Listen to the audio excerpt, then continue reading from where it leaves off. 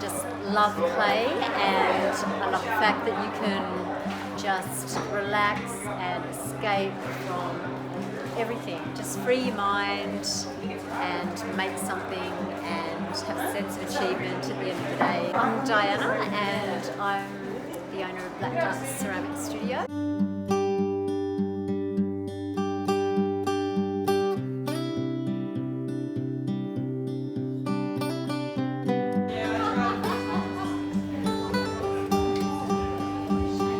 We're here at Stress Less Week for UOW doing some workshops. We have been doing pinch pots with a little bit of coil technique. We've been doing decorations on our pots with lace and leaf imprints, and we've been adding a little bit of colour as well.